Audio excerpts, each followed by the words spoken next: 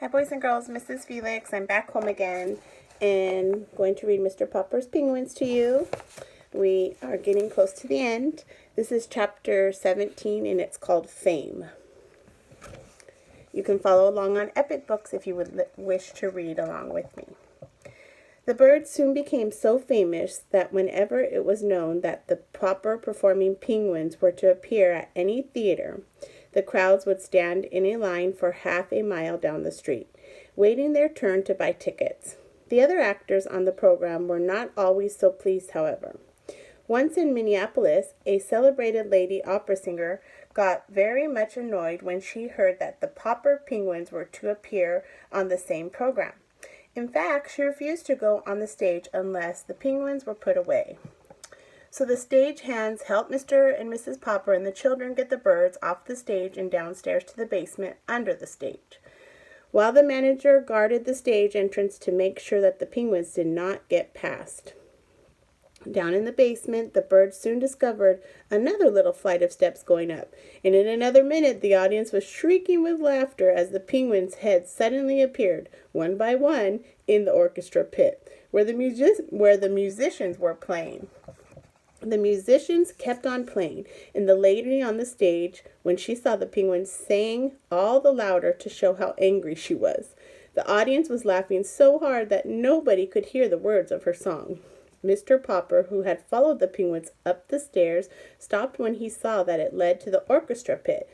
"I don't think I'm supposed to go up there with the musicians," he told Mrs. Popper. "The penguins did," said Mrs. Popper.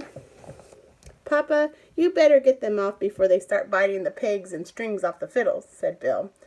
"Oh dear, I just don't know what to do," said Mr. Popper, sitting down helplessly on the top step. "Then I will catch the penguins," said Mrs. Popper, climbing up past him, with Janie and Bill following. When they saw Mrs. Popper coming after them, the penguins felt very guilty because they knew they did not belong there. So they jumped up on the stage, ran over the footlights, and hid under the singing lady's blue skirts. That stopped the singing entirely, except for one high, shrill note that had not been written in the music. The birds loved the bright lights of the theater and the great laughing audiences and all the traveling. There was always something new to see. From Stillwater out to the Pacific coast they traveled. It was a long way now to the little house at 432 Proudfoot Avenue, where the Poppers had had to worry about whether their money would hold out until spring. And every week they got a check for $5,000. When they were not actually playing in some theater or traveling on trains between cities, their life was spent in the larger hotels. Now and then, a startled hotel keeper would object to having the birds register there. "Why, we don't even allow lapdogs in this hotel," he would say. "Yes, but do you have any rule against penguins?" Mr. Popper would ask. Then the hotel keeper would have to admit that there was no rule at all about penguins. And of course, when he saw how neat the penguins were and how other guests came to his hotel in hope of seeing them, he was very glad to have them. You might think that a large hotel would offer a great many opportunities for mischief to a lot of penguins, but they behaved very well. On the whole, never doing anything worse than riding up and down too often in the elevators, and occasionally biting the brass buttons off some bellboy's uniform. $5,000 a week may sound like a great deal of money, and yet the Poppers were far from rich. It was quite expensive to live in grand hotels and travel about town in taxicabs. Mr. Popper often thought that the penguins could just as well have walked back and forth between hotels and theaters.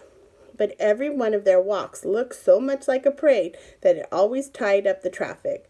So Mr. Popper, who never liked to be a nuisance to anyone, always took taxis instead. It was expensive to have huge cakes of ice brought up to their hotel rooms to cool the penguins. The bills in the fine restaurants where the Poppers often took their meals were often dreadfully high. Fortunately, however, the penguins' food had stopped being an expense to them. On the road, they had to give up having tank cars of live fish shipped to them because it was so hard to get deliveries on time. So they went back to feeding the birds on canned shrimps. This cost them absolutely nothing, for Mr. Popper had written a testimonial saying, Miss Popper's performing penguins thrive on Owen's oceanic shrimp. This statement, with a picture of the 12 penguins, was printed in the leading magazines, and the Owens Organic Shrimp Company gave Mr. Popper an order that was good for free cans of shrimps at any grocery store anywhere in the country. Several other companies, such as the Great Western Spinach Growers Association and the Energetic Breakfast Oats Company, wanted him to recommend their product too, and offered him large sums of cash. But the penguins simply refused to eat spinach or oats, and Mr. Popper was much too honest to say they would, even though he knew the money would come in handy. From the Pacific coast, they turned east again to cross the continent. They had time enough on this brief tour to touch only the larger cities. After Minneapolis, they played Milwaukee, Chicago, Detroit, Cleveland, and Philadelphia. Wherever they went, their reputation traveled ahead of them. When early in April they reached Boston, huge crowds awaited them in the railroad station.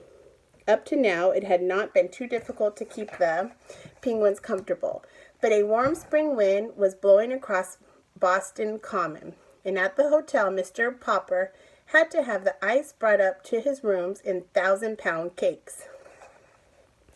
He was glad that the 10-week contract was almost up, and that the next week, when his birds were to appear in New York, was the last. Already, Mr. Greenbaum was writing about a new contract. Mr. Popper was beginning to think, however, that he had better be getting back to Stillwater, for the penguins were growing irritable. Okay, that's it for chapter 17. I'll see you tomorrow. Bye.